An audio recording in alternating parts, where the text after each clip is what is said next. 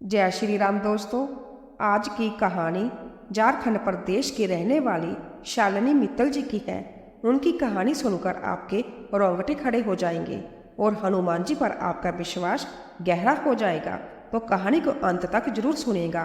तो चलिए कहानी को शुरू करते हैं। जैसा सभी हिंदू परिवारों में होता है, शालिनी जी के परिवार में भी हमेशा से ही हनुमान जी की भक्ति होती रही है। शालिनी जी भी बचपन से ही हनुमान जी को बहुत मानती आई है। लेकिन दोस्तों, जब इंसान के ऊपर मुसीबत आती है और उस समय कोई चमत्कार होता है तो विश्वास और बढ़ जाता है। शालिनी जी के साथ भी ऐसा ही हुआ।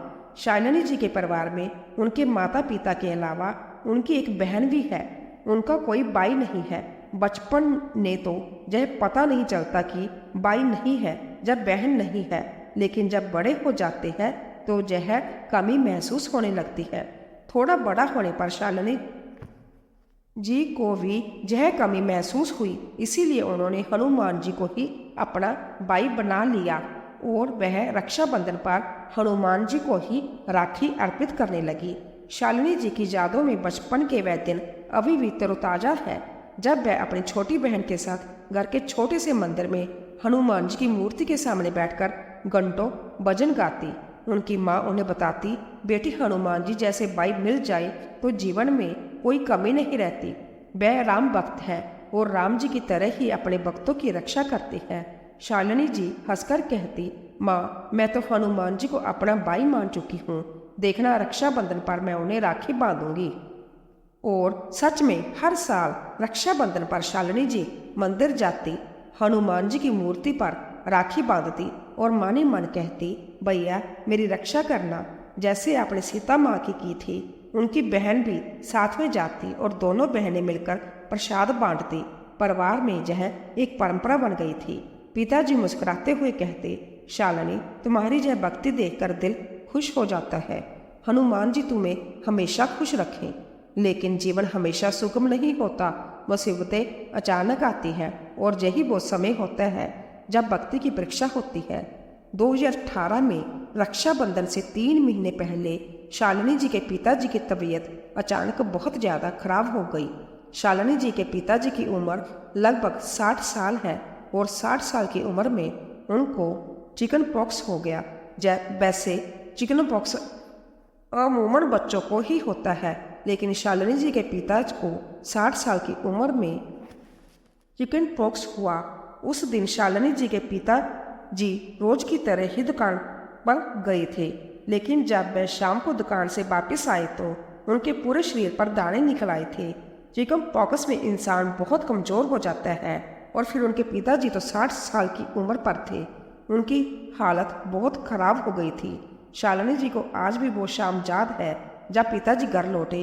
वह थके हुए लग रहे थे, लेकिन अचानक उनके चेहरे पर दर्द की लकीरें उभर आई। पिताजी ने कमज़ोर आवाज़ में कहा, शालिनी देखो तो क्या हो गया है। उन्होंने अपने बाहें दिखाते हुए कहा, जहां लाल दाने उभर आए थे। शालिनी जी ने चौंक कर देखा, तुरंत माँ को बुलाया। माँ पापा को क्या हो गया? ये दाने जय तो चिकन पॉक्स जैसे लग रहे हैं। माँ ने घबरा कर कहा, हे भगवान, इस उम्र में जल्दी डॉक्टर को दिखाओ। परिवार में हड़कंप मच गया। छोटी बहन रोने लगी, पापा आप ठीक हो जाओगे ना? पिताजी ने हंसने की कोशिश की, हाँ बेटी, बस थोड़ा सा बीमार हूँ। लेकिन अंदर से सभी डरे हुए थे। हिंदू धर्म में चिकन पॉक्स को शीतला माता से जोड़ा जाता है, इसीलिए भक्त शीतला माता की पूजा करते हैं और उन्हें ठंडक पहुँचाने वाली देवी के रूप में देखते हैं।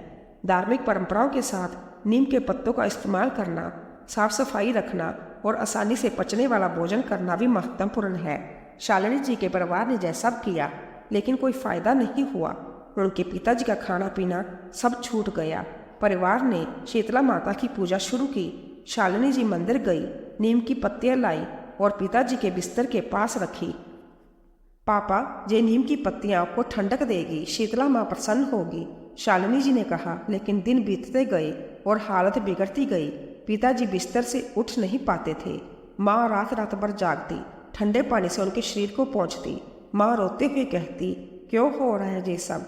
हमने क्या गलती की? शालिनी जी उन्हें संतावना देती, माँ धैर्य रखो, हनुमान जी है ना, वह सब ठीक कर देंगे। छोटी बहन स्कूल से लौटकर पिताजी के पास बैठती और कहती, पापा आप जल्दी ठीक हो जाओ।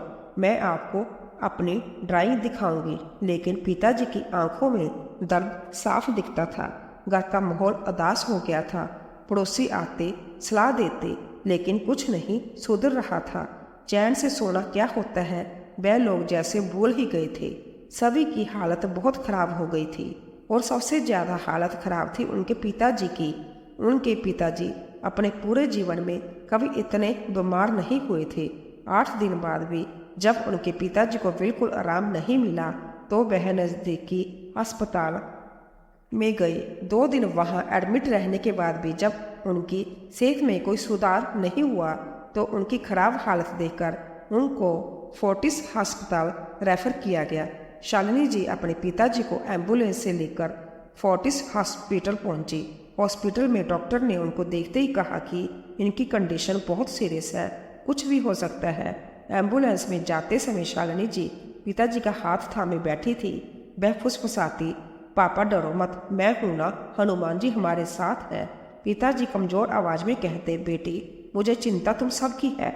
अस्पताल पहुंचते ही डॉक्टर ने जांच की और गंभीर चेहरा बनाकर कहा, यह चिकन पॉक्स का गंभीर रूप है, उम्र ज्यादा होने से कॉम्प्लिकेशन है, हमें इन्हें आईसीयू में रखना पड़ेगा। शालिनी जी का दिल कांप उठा। माँ और बहन घर पर इंतजार कर रही थी। फोन पर शालिनी जी ने बताया, माँ डॉक्टर कह रहे हैं सीरियस है, लेकिन मैं हार नहीं मानूंगी। माँ रो पड़ी, बेटी तू मजबूत रहना, भगवान पर भरोसा रख। शालिनी जी के पिताजी को आईसीयू में भर्ती किया गया। शालिनी जी को दिन में 2 बार अपने पिताजी से मिलने दिया जाता था।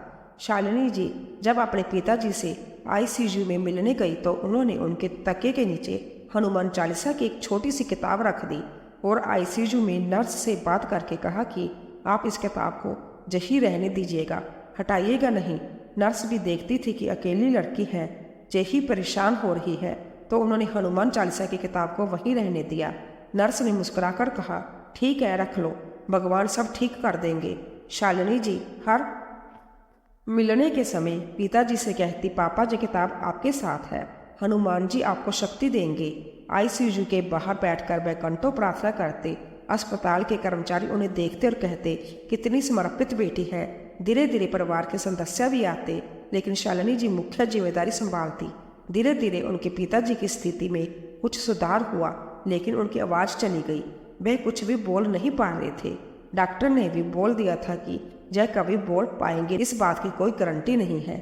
शालिनी जी जब अपने पिता से आईसीयू के अंदर मिलने जाती थी तो उनके पिताजी कुछ बोल नहीं पाते थे, बस वह शालिनी जी की तरफ देखते थे और उनके आंसू बहते थे। अपने पिताजी को इस तरह से असहाय देखकर शालिनी जी का दिल कचोट जाता था। एक बेटी के लिए अपने पिता को इस तरह से देखना कितना तकलीफ दे होता है, यह शायद आप समझ सकते हैं। लेकिन फिर भी शालिनी जी अपने मन को मजबूत रखती थी। उन्हें अपने हनुमान जी पर पूरा भरोसा था। वह बस उससे प्रार्थना करती थी, हे बजरंगबली, आप तो मरे हुए को भी वापस ला सकते हो। मेरे पिताजी की रक्षा करना प्रभु। मेरे घर में तो मेरे पिताजी के सिवा मेरा कोई नहीं है। मैंने सब आपके ऊपर छोड़ दिया है प्रभु, आप जो करेंगे अच्छा करेंगे। हर रात शालिनी जी अस्पताल के बाहर बेंच पर बैठकर रोती और प्रार्थना करती। वह मनी मन कहती, हनुमान जी आप राम जी के दूत हैं, जैसे आपने लक्ष्मण जी को बचाया वैसे ही मेरे पापा को बचाओ।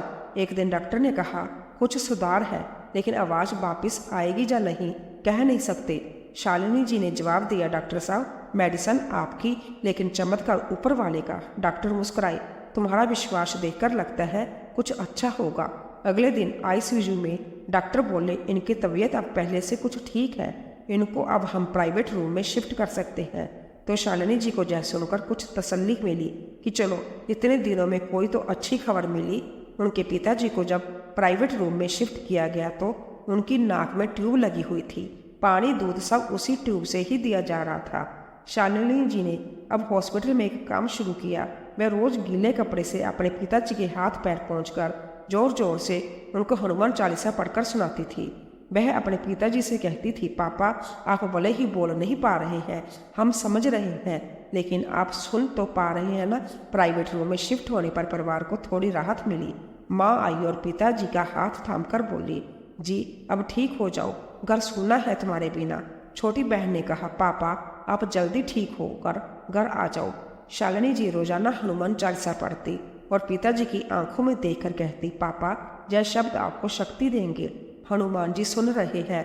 पिताजी आंखों से इशारा करते जैसे कह रहे हो, हाँ बेटी सुन रहा हूँ। एक दिन अचानक रात के 2 बजे शालिनी जी के पिताजी के मुंह से आवाज़ निकली।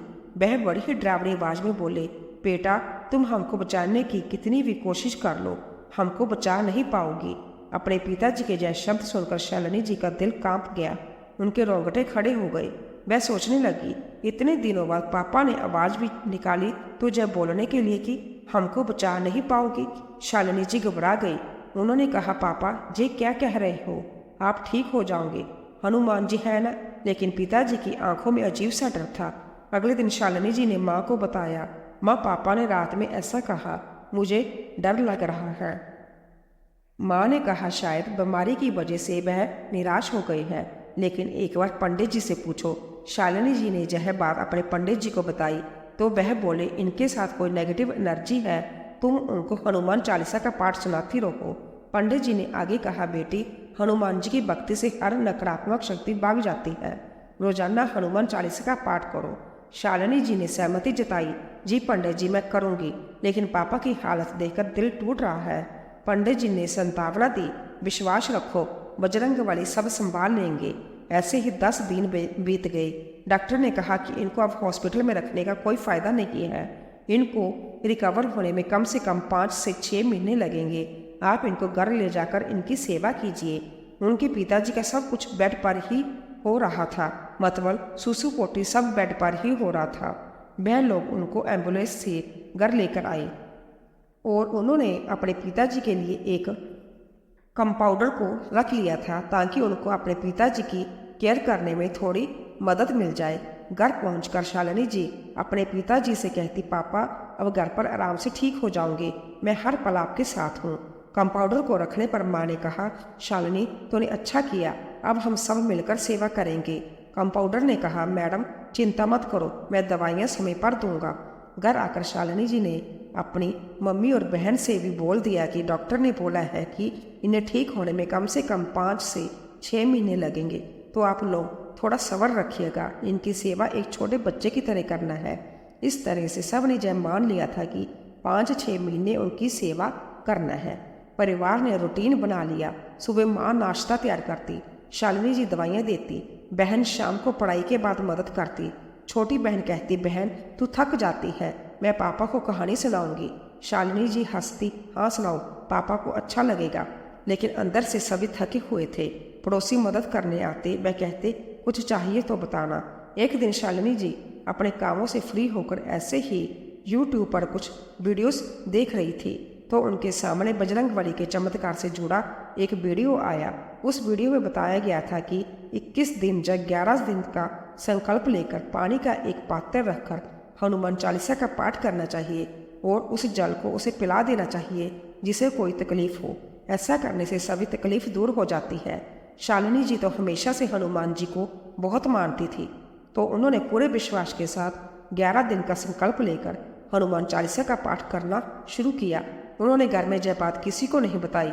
उन्होंने गुप्त रूप से यह संकल्प लिया था। वीडियो देखकर शालिनी जी का मन उत्साह से भर गया। हनुमान जी की अगर यह सच है तो मेरे पापा को ठीक कर दो, उन्होंने मन में कहा। संकल्प लेते समय वह मंदिर में गई। प्रभु 11 दिन का व्रत रखूंगी, आप मेरी पुकार सुनो। घर लौटकर उन्होंने हनुमान जी की मूर्ति के सामने एक पानी का लोटा रखा और पाठ शुरू किया। पहला दिन बीता, दूसरा दिन बीता। वह रोज शाम को हनुमान चालीसा पढ़ती और हनुमान चालीसा के जल को नाक से ट्यूब के जरिए अपने पिताजी को दे देती। वह पानी नाक के जरिए उनके शरीर में चला जाता था क्योंकि वह मुंह से नहीं पी पा रहे थे। उनकी कंडीशन बहुत खराब थी। ऐसा करते करते उन्हें 7 दिन, 8 दिन, 9 दिन तक हो गए। 11 दिन का संकल्प था तो वह सोच रही थी कि पापा को ठीक होने में समय लगेगा।